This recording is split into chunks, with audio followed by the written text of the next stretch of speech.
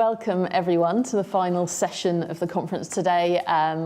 You saw me earlier, but I'm Emma Norris. I'm the Deputy Director here at the Institute. I'm delighted to be joined by Lord David Blunkett, former Home Secretary, Secretary of State for Education and Employment and Secretary of State for Work and Pensions under the last Labour government.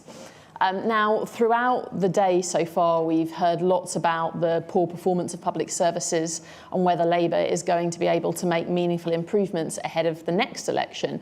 The budget a fortnight ago put billions of pounds more funding in, but we know that government still faces very difficult decisions in the upcoming spending review, particularly in light of the re-election of Donald Trump and some of the spending pressures that's likely to create. Now, lots of this is going to depend on Labour's plans for reform. And this is an opportunity for us to talk to one of the most reforming ministers in the new Labour era. So I'm going to start with some questions to David, and I'm going to make sure there's plenty of time for audience questions before we wrap up. If you're watching online, you can start submitting your questions any time from now, and I'll make sure that I do take some questions from the online audience as well as the people in the room. David, I want to talk about politics and the kind of process of delivering change in government to begin with. Public services obviously played a big part in the election result, and whether or not Labour can meaningfully improve people's experience of public services is probably going to go a long way to deciding the next election. What would you, or perhaps what are you, advising the current government to do to make services better? Well, firstly, to try and get across the message that it's going to take time. It's not an easy message, people don't want to hear it, but the idea that you can wave a magic wand and suddenly all the problems of the health service, or all the challenges of transport, or all the challenges of delivering skills are just going to disappear like that is a nonsense. So we've got to try and balance early steps that people can feel. And I don't feel at the moment, I may be entirely doing my colleagues a disservice, that we fully understood that making announcements isn't the same thing as early steps delivery. And we've got to do so. We were in an advantageous position in '97, not because things were wonderful, they weren't. There were 400 and odd schools that didn't have an inside toilet. The roofs were falling in, the health service was in complete meltdown. So it wasn't all that rosy 27 years ago as sometimes is thought. But there were plans. In opposition, there had been quite a lot of work done, both by the Treasury and in the build-up to the election by myself and colleagues on education and employment. And we realised that you needed to bring people in very quickly who had some grasp of how to change that delivery. Michael Barber was the obvious one in the department that I led, because we got the clearance from the permanent secretary to get him in literally 24 hours after the election and to build a skills unit very quickly of people who had some experience, recent experience, of being in a classroom or leading a school. And there was nobody in the upper echelons of the Education and Employment Department who had an absolute clue about what it was like to teach.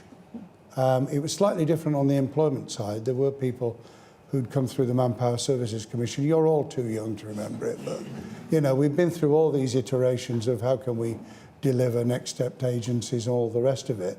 But they had learnt quite a lot, and they'd learnt, this is, don't tell anybody this, will you? But the civil service managed to get round the challenges of the Thatcher era by having schemes and programmes that they were delivering even if ministers didn't know they were happening. And I was aware that that might happen to us, by the way, that the previous programme might just carry on because the DNA was there, people had worked on it. People are human beings in the civil service. They start to own, no matter how neutral they are, they start to own the programme that they've been involved in. And somehow you've got to make it feel worth their while, motivate them to bring about change, so that if they're abandoning something that was quite close to their heart, you've got to ensure that they know exactly what you want and that they're going to be part of it. I used to go around and speak to those way down the food chain and say, you're playing a part in bringing about the change that we're trying to articulate. The things that we want to do depend on you shouting, when you think you're being asked to do something that is either bureaucratic nonsense or obstructive, and we need to be able to hear you. Now, these are not easy things. So in the health service, where I think Wes Streeting is a very reforming Secretary of State, the question is, how do you mobilise, energise, drive people all the way through the system to want to bring about change? Because it's a lot easier just to say, well, it's not my business. It's always been done this way. Or if I raise an issue, I'll get shot. You know, why are there 3 people working on reception when one would do? Or why is it that the 2 people on reception can't operate the computer so the consultant comes out and actually shows them? And I've had that a few years ago as a personal experience with what was quite a minor intervention, but where the system just carried on. And so if it's not going to carry on, then you've got to bring in people who can drive change, but with the people who are there. You're not going to replace them. It's not a Trumpian getting rid of 4,000 people at the top and pushing them in. By the way, that's one of the great comforts. Take them 18 months to know what the hell they're doing. By which time you're almost halfway through his term. I'm keeping my fingers crossed saying that. Here, you don't have that problem. You have continuity, but with continuity comes sameness, comes, well, we've done it that way. Why would people who have been advising or doing something one way suddenly realise that they'd made a terrible error and that they need to do it differently? I'm just posing all these really awkward questions. Posing all the questions I'm going to ask you. Well, we had it in school. We had it. It's even more challenging now, because if you're going to bring in technology, which is now available in a way wasn't available 30 years ago, then you've got to ensure that people firstly know what the hell they're doing in commissioning it. Secondly, you've got to train people to use it. Even with the technology that I brought in to schools, we found, and what were then polytechnics, because local authorities ran polytechnics then, we used to find that the equipment was still in the boxes because nobody had been trained to actually use it. And thirdly, if they are using it, have they carried on doing the old stuff as well as imposing the new?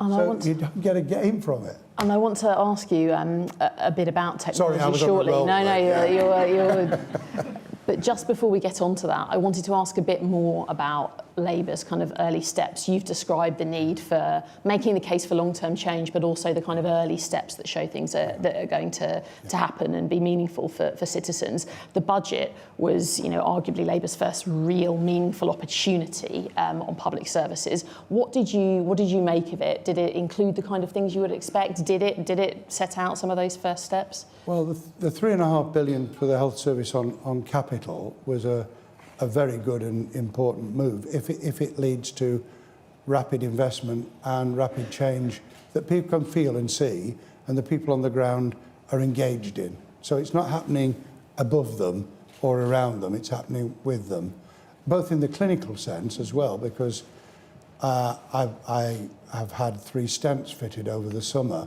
and the procedure that is now possible in the health service to do that is phenomenal. I mean, it is absolutely transformational. But unless you change the bureaucracy behind it, the number of those procedures you'll do in any one week is minuscule. So other things have to click in as well as the glory. The budget, as most people I think will acknowledge, was more about stabilising the financial situation and providing a foundation of stability for the future than it was about growth or change. So change is going to have to be driven from departments with those on the ground who are actually delivering services.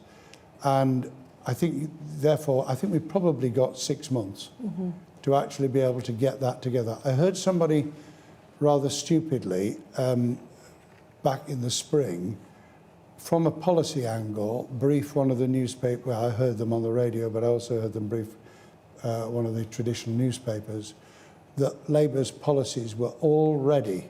They'd all been signed off. It was a load of baloney. They'd signed off generalities and macro, but they hadn't signed off any of the detail of what would then happen. So bringing people in very quickly, which Wes has been doing, engaging in a review of the curriculum and assessment, which Bridget Phillipson set him train with Becky Francis, who does know what she's talking about. Those are important early moves, which will then have to lead to very rapid change, because otherwise the government will run out of momentum. It just happens. And you said they've probably got about 6 months. I think Labour's said that it wants to take a mission-led approach. That's a huge part of its kind of reformist agenda. We know that if not in 6 months, then not long after, we're going to see the spending review. What do you think a truly reformist, mission-led approach to that spending review would look like? It would try and do what the government set out to do, which was to have mission boards that actually tried to cross departmental boundaries, that crossed silos. Very, very difficult. The only one I can honestly put my hand on heart and say I was able to achieve with the late Tessa Jowell was Sure Start.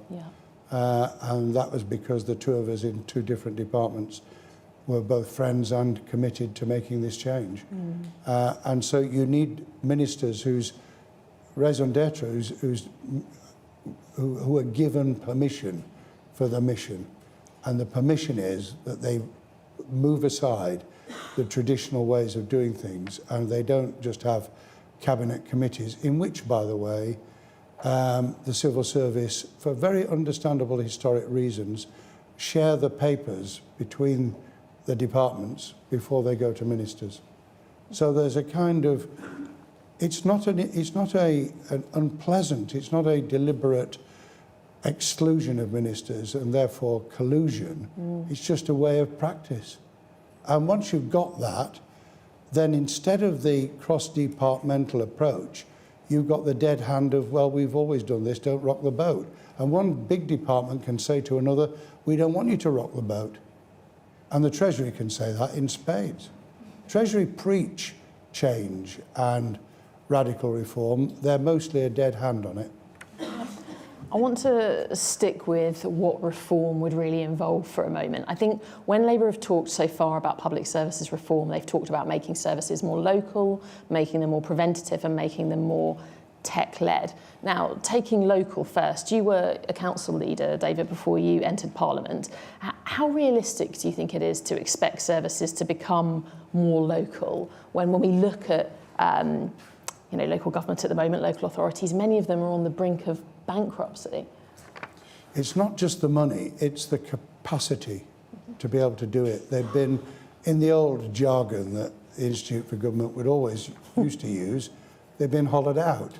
So there's a real challenge to rebuild. When Gordon Brown produced his report, forget the bit on the House of Lords, but the bit about devolvement, my reaction was, yeah, this is a good report. People have worked very hard on this, but it doesn't deal with the issue of how you rapidly, quickly build the capacity at local level. I'm talking about local government. I'm also talking outside Greater Manchester, Merseyside and the West Midlands about the combined authorities as well. Those three, particularly Greater Manchester, because they've been at it for years and years and years in terms of building the 10 local authorities together in AGMA. And they built that capacity to be able to take on greater devolution and to be able to handle it both effectively and sensitively. Most parts of the country aren't ready for that. So you've got to get in there and build the capacity. Secondly, and I know that the government don't want mass structural change. They just don't want it because they know what it's done in the past. But with the health service, for instance, because they're the big winners in the budget, nobody else got. Education got a bit, 2.3 billion, to just hold things together. But the big winner was the health service. And that was only in traditional 4% terms anyway. You've got to try and stop the dead hand of the supposedly devolved integrated care boards. They're not integrated and they're not about care. And you've got to get back down to what's traditionally been called place. So a big city like Sheffield, with 560,000 population, The place bit is coterminous with the city council and with other agencies working in the city, including primarily the big research institutes, including the medical training facility at the University of Sheffield. So you can actually put that together and you can see the impact between primary and community care and the hospital trust. Yeah. Put it at ICB level, at South Yorkshire level, where the elected mayor has no control. He has a scrutiny function, but no control over it. And all you've got is a bureaucracy that, just to give you an example, requires a GP attending a conference in London who's claiming, because they're part of the commissioning process, to actually get a sign-off from the ICB finance director for the train fare. This is lunacy. And so there's a massive job to be done in shaking all this out and getting rid of the dead hand of NHS England, many of whom are very good people, but they've got a job, and if they tell their superior that their job is superfluous, they'll lose their job. Mm-hmm. I also wanted to ask about tech, which is another part of the way Labour's thinking about reform. Now, the former Prime Minister Tony Blair is probably one of the highest profile proponents of using more AI in public services. Do you think the government should be investing heavily in AI? Do you think that it's a bit overhyped? Is it overblown? Well, I think both. I think it's massively overhyped, but we've got to invest in it. It's here, it's developing very rapidly, its potential is great, and its dangers are enormous, and we can balance those if we know what we're doing. So back to, do we have the capacity to analyse what works well and what would be dangerous? Do we have those sufficiently well versed in this to be able to advise on how this will affect the delivery of services? I mean, I've talked about clinical delivery, and there will be people who can advise on that. But when we're outward facing to the public, to the patient, to others, have we thought it through? Because techies normally think that the rest of the world think like them, and they don't. I mean, I'm so not a techie, but I'm always suspicious when people say this will work. And go take a step back from current GPT and the AI developments of the last 2 or 3 years, which is what, you know, the timescale over the rapid change. Just go back to what we've managed to do for the consumer in banking or insurance, where you try and get through to somebody on the phone, and after 20 minutes of being in a queue, by the way, that happens with your GP practice. I was 19th in the queue the other day. I was able to move about and do other things while I waited and waited and waited to be number one.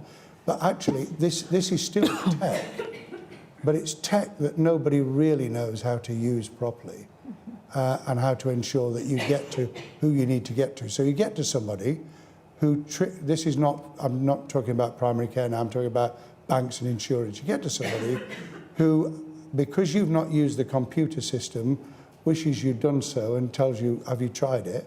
Secondly, they ask you what's wrong, and then you tell them, and then they'll say they'll put you through to somebody who might know, and you get through to somebody else who say, well, you've actually been through to the wrong department here, I will put you through, and then you lose the connection and you start again. So it's ludicrous, and we allow it to happen, and we allow us as consumers to put up with rubbish. And I just think we should have a cabinet minister in charge of consumer protection and consumer promotion. And I think we could really start taking these big organisations apart. And that's much as about delivery as it is in health or education or the police. Now, I'm going to open up to the audience in just a second, but I want to just ask a few kind of specific questions. I've only come here to be controversial, you get me? So. That's how we like it. Yeah. Now, education's always a top priority for Labour governments. Obviously, Blair famously said education, education, education. Yeah. Starmer says that he's going to break down the barriers to opportunity as one of his 5 missions. What do you think the current Labour government can learn from your time in government on education? Well, they've learnt sufficiently to ask. He's doing it pro bono. Michael Barber, who headed the delivery unit in Downing Street, as well as what he did with my team in education, to come in I think he's doing it sort of a day a week, but to advise on the development of the delivery unit concept and how you drill down into what's working in this country, but also in the rest of the world, and how you can bring it to bear very quickly. The curriculum review is a good idea, I said earlier. It needs to challenge. We teach maths to people who love maths well. We teach maths to people who are turned off by algebra and trigonometry very badly. And then we end up with a third of youngsters trying to take the damn thing again in post-16, either in college or if they've been able to get on a sixth form college course or in sixth form. And we do what Einstein described, which was to do the same thing over and over again and expect a different outcome, and he described it as madness. So we've got to think quite radically, what is it we're trying to achieve? What is it we're trying to develop in the education field that young people will need for the future? What is the pipeline to either a meaningful apprenticeship or a technical qualification with choice, because pedagogy means that students learn differently at different stages of their life and in different ways. So simply saying, here's a T level and nothing else is nonsense. Or they will take A levels. And by the way, if you have to go through the same hoop to get on a technical qualification, you'll take an A level because they have more prestige. So you do the very opposite of what you think you're doing in levelling the playing field. So big challenges are firstly saying to the department, you're not under attack, but can you join us in thinking the same way as we're now thinking, rather than the same way that you thought 12 months ago? Can you be big enough to do that? Can you accept that you might have been wrong in the advice that you gave, and therefore can we break that mould? Can you bring in people who really know what they're talking about in areas where a particular expertise is vital? And we mentioned AI as a specific example. And can we get rid of people who stand in the way? It's a terrible thing to say, but you just have to find them, be nice, be kind, help them by all means, but don't, you know, I used to say right back in local government when we had a public works department that delivered absolutely appalling service to the 90,000 tenants, which at the time the council oversaw. And I used to say, when I was leader of the council, why would any of these people vote for their landlord? Because the service was appalling. And we had to say to the people working in the direct works department, this is not a job creation project. Join us in making your life worthwhile. I didn't actually say, would you like to read The Ragged Trouser Philanthropist? For those of you who read it, you will remember they were doing great creative work in plastering ceilings, and they were treated like dirt. How can we make your job much more worthwhile whilst changing the way you do it? AO, which is a white goods organisation, I went to a conference of theirs a year or two ago. They'd empowered their, let's call them operatives, whatever, to actually be able to make decisions. So instead of what happens with the repairs to a house in social housing or local authority premise, where somebody goes along and they say, I've only been empowered to do this, even though they can see in front of them that something fundamental needs to be done to make that work, to empower people to be able to say, yeah, I'll do this, I'll make a note, I'll ring in, can you just sign that this is what I've actually completed? And that work then is not only good for the consumer, but it's very satisfying for the person who's been empowered to actually do it. Let's think like that, whether it's in the classroom or on the beat, or whether it's delivering on the best people I come across on public transport are the people who use a bit of nous sometimes, rather than, you know, getting arsey. Yeah. When you were Home Secretary, you oversaw police, probation, courts, prisons. We've heard today that, and we all know that the criminal justice system is facing some very serious challenges at the moment.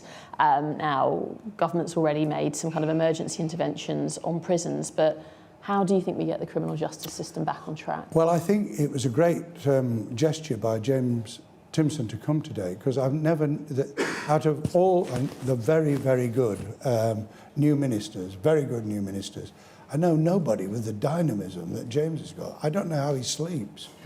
I mean, I've had quite a lot of dealings with him since July when he was appointed. A phenomenal force for change. Obviously accepting that you have to take quite difficult decisions like the ones that Shabana and James and Nick Dakin and their colleagues have had to take in order to just stop the thing collapsing.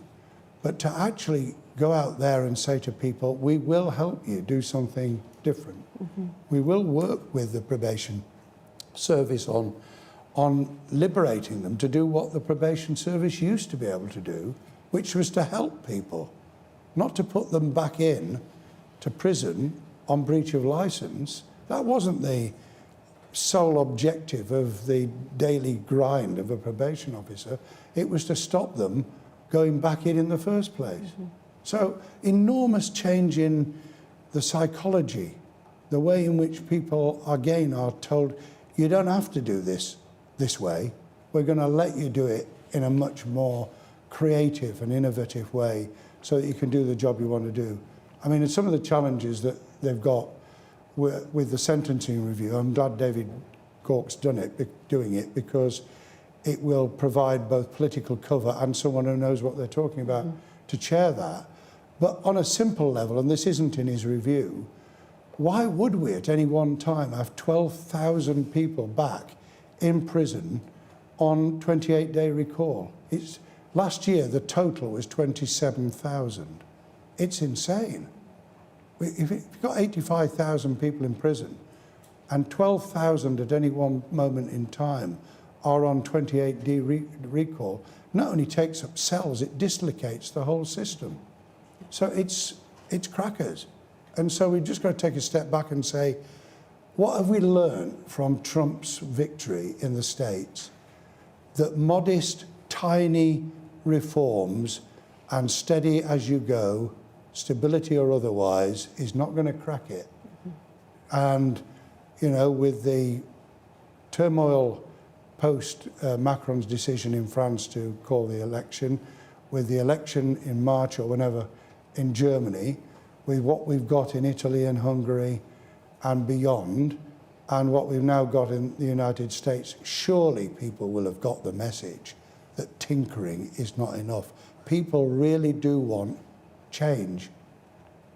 Okay, I'm going to say it. What they don't want is small change. On that moment, I am going to go out to the audience. I'm going to take questions in threes. Can you let me know who you are and which organisation you're from? Who wants to put one here, and one here?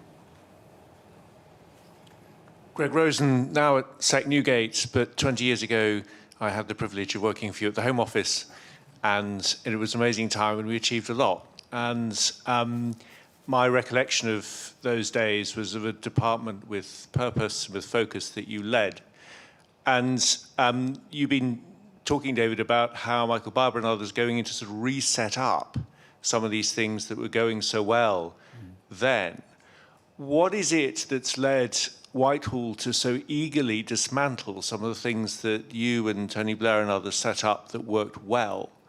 And why is it that there is so little interest in Whitehall in improving the quality of management, the quality of service, the quality of performance management that was being highlighted as a problem even when we were last in government as a party, through the Civil Service People Service, had showed so many civil servants frustrated with the quality of performance management. And as you've said, it leads to awful outcomes for voters. Do you want me to take one at a time? Or? So I'll take a few more and then give them an add Just hold me to make sure I answer all three parts of that. Thanks. Sarah Chater from UCL. Really interesting conversation. Thank you. I wanted to ask about the relationship between citizens and the state. We know that public services are both a driver of that and perhaps also a reflection of it. We also know that the needs of citizens in, say, London SW1 are very different to those in the Calder Valley in Yorkshire, where I grew up. So thinking about your points about more localised public services, how do we make sure that those services are genuinely responding to those differentiated needs across the country? And how do we balance that against the risk of a postcode lottery? Brilliant, thank you. And then I've got one more at the front here. Hello, David. It's Christine Ryan. We've just got a mic coming. There you go. Christine Ryan from Ofsted. We've heard a lot today from speakers about the need for accountability to follow the money, and that there needs to be some mechanism for measuring that performance that we've just talked about. What thoughts do you have about how we can make sure that there is accountability against spending? Brilliant, thank you. Okay. Thank you. On the first question, there's a good thing about why things were changed, and that was because the civil service did what they were instructed to do. Yeah. The two downsides were demoralisation, and I don't think we should underestimate that because it affects people's psyche quite considerably. And a consequence of that is often inertia.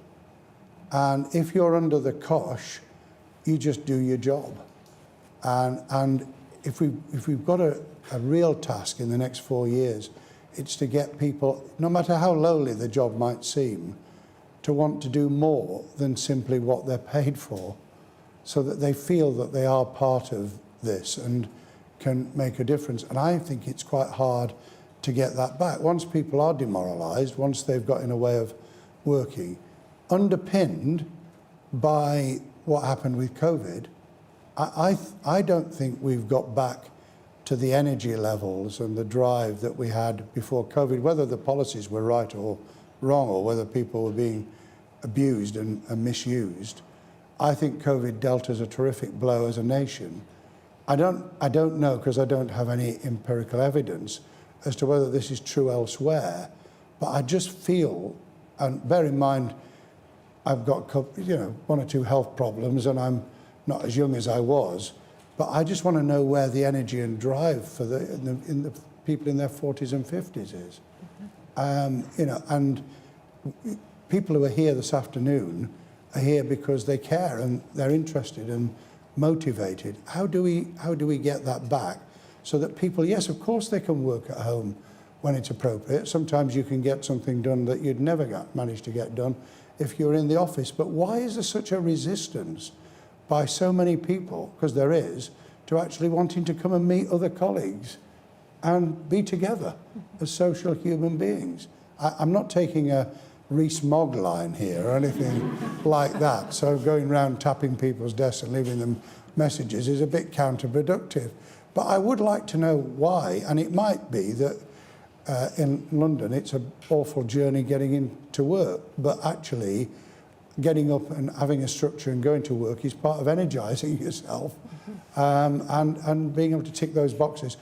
So on the second and the third question, because I think both questions related to this, how do you develop accountability at every level? So it's not just accountability to the people who are paying the salaries, to the public, the consumer, the patient, whatever, but actually is accountability within the systems, so that people know who it is that's made the decision or is refusing to listen and to make positive change possible, which relates to the second question's issue about first question's about management, about why don't we train managers better?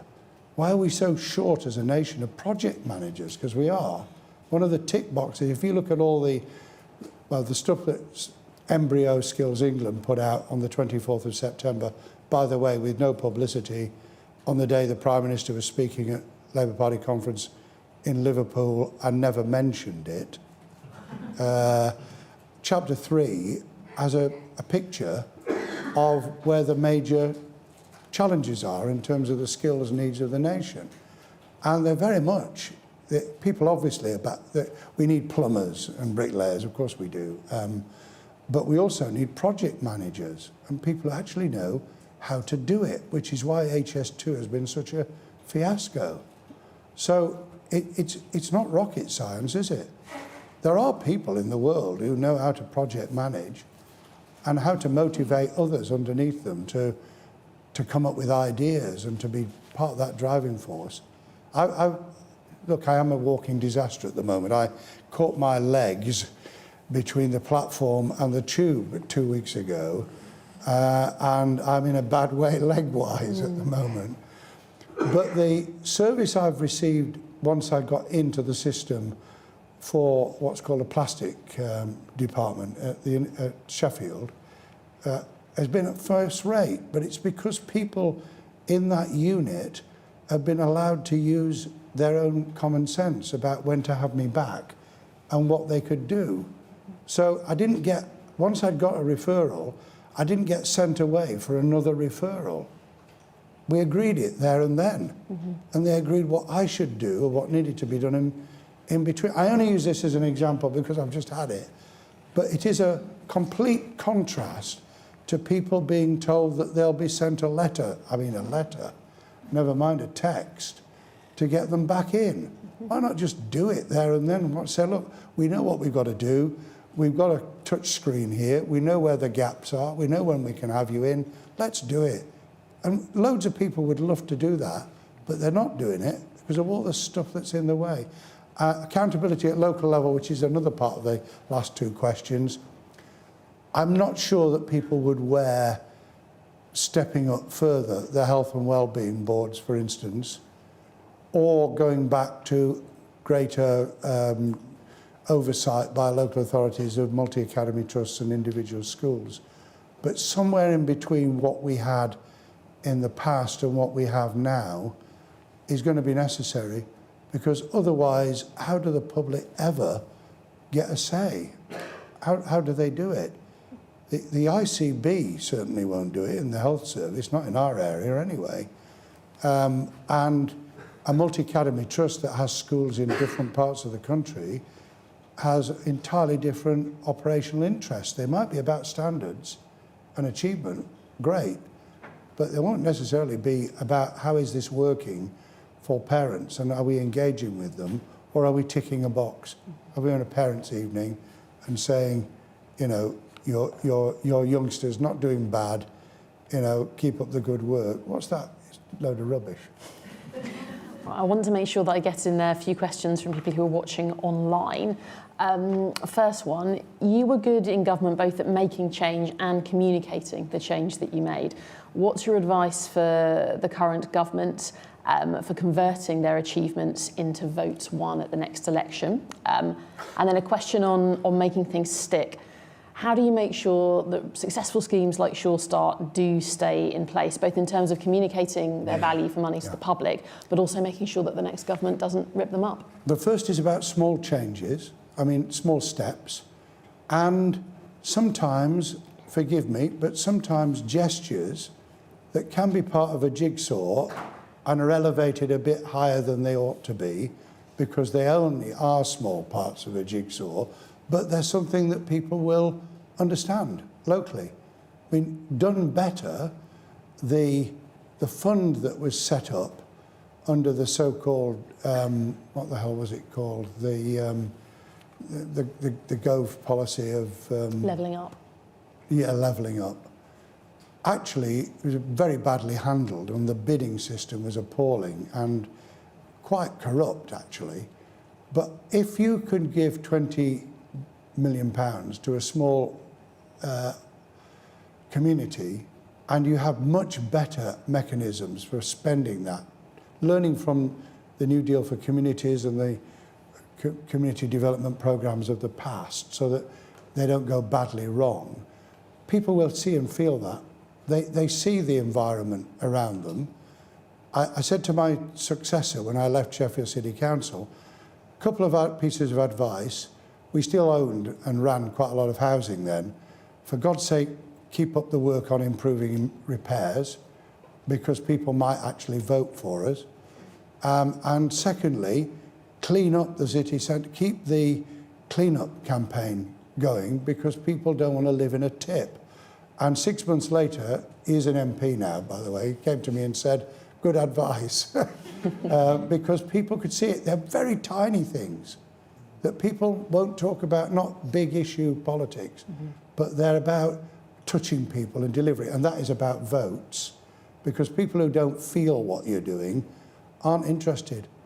I mean, what do people know? This is not a criticism of the policy, but what do people really know about the difference between 78% and 81% from 1990 to 2035 in terms of our carbon footprint? What does that mean to anybody in Halifax or Calderdale or Sheffield or anywhere else? We've got to start thinking differently. You've got to be able to talk with people about the things that matter to them while you're doing the big macro stuff. It's not one or the other. You've got to do both. But if you don't do the little things, you'll end up with Farage as Prime Minister. And it's not beyond the bounds of possibility. Reform came second to Labour in 89 seats. Never mind the ones that they were close to in terms of Conservative seats. I think we've just got to get real, basically. We've got time, but not a lot of time, to readjust to a different world. Okay, I've got time probably for one or two more questions in the room, but they're going to close the conference, so they need to be good ones. Who's got something to ask? Otherwise, I'm going to ask another online question. Oh, got one over there, yeah. I'm just going to ask whether you can, sorry, I'm just going to remind you about the sure start question, Emma. Oh, sorry. Thank you. Very good. I'll tell you what, David, I'll take one more question from the back, and then I will put that question and one at the back to you. God, fancy forgetting Thank you, Jill. Hi, Nathan Oley, College Policing. Your record on policing is obviously massive, Lord Blunkett. I just wondered if, we haven't heard much about that today. I just wondered if you had anything to say about kind of restoring the confidence that's obviously taking quite a big knock in policing as a public service. We talked, there'll be reform obviously, but your expertise on kind of how you actually restore confidence in that would be really as a tangible difference in town centres. Yeah. Okay, so we've got confidence on policing and making things first. stick. Yeah, I'm sorry about that. We failed, despite efforts, we failed to embed it. It didn't become so commonplace and so loved and cared about for a sufficient number of people to be defendable. Ironically, when the coalition agreement was put together, it was a by-thought doing away with it. It was, we're going to fund provision for 2-year-olds. Where are we going to get the money? Well, we'll pull it from Sure Start. I mean, I think it was an absolutely fundamental error, and the IFS report earlier in the year has absolutely nailed it in terms of what the difference was and why we were doing it and why it was long-term.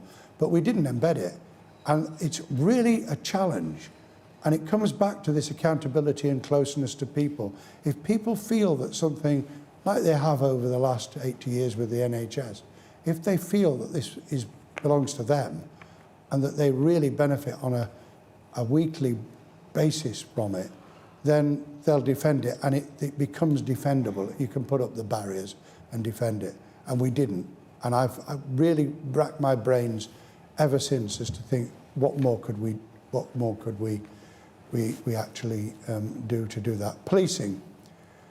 Well, getting back to really substantial neighbourhood policing, neighbourhood teams is really important. The reason we invented the community police support officers was that many officers were being extracted from the neighbourhood in order to follow through on arrests and all the rest of it. And that meant that people just didn't feel that there was someone who they knew and felt to be around them. Even in a tech era, even with cyber era, people still really want to feel that there's someone who they can relate to. And again, you can empower police officers much more than we do. And I think we've also got to be frank, we've got to look at the whole leadership approach. Why are so few people coming through and wanting to take on senior leadership roles, the very highest levels of assistant chief constable or who would ever want, I mean, Mark Rowley deserves a medal, who would ever want to be the Met Commissioner? And mind you, I think the Archbishop of Canterbury is probably thinking the same thing at the moment. And I think we've got to be able to answer those questions. So we've got to try and say, what is it that will, again, by the way, suitable, well-used technology, instant data analysis and application. We tried it all those years ago. We learned from what was happening with Constat in New York. It's amazing how many people were against it. We got Bill Bratton to come across, it was then the commissioner in New York, talked to us, really resented by the then Met Commissioner, not his deputy, but John Stevens really resented it. And then we brought in a guy from Boston who'd been running the Boston force, but he'd also been working with Harvard on some of the known knowns in terms of how you do policing well. And we can do it. You know, again, it's not impossible for us to be able to get back to that and to do so quite quickly. But it will involve two contradictions. One is hugging people whilst you're telling them to get better. And you can, I'm telling my wife to do that at the moment, actually. Hug me while I get better is my slogan. But somehow we've got to embrace people and make them feel wanted and cared about whilst actually putting a rocket up them. Very difficult. Thank you. With that, I'm going to have to bring this session and the conference as a whole to a close. It's been a brilliant day full of important conversations about the challenges that public services are facing and the opportunities for reform. I think we all know that making a difference to public services and therefore to people's lives is going to be absolutely crucial for this government to succeed. This is going to be a conversation that we have again and again over the coming months and years. I want to say a big thank you to Lord Blunkett, to all of our speakers today, to UCL for supporting the event, and to everybody who's taken part either in person or online. Thank you very much.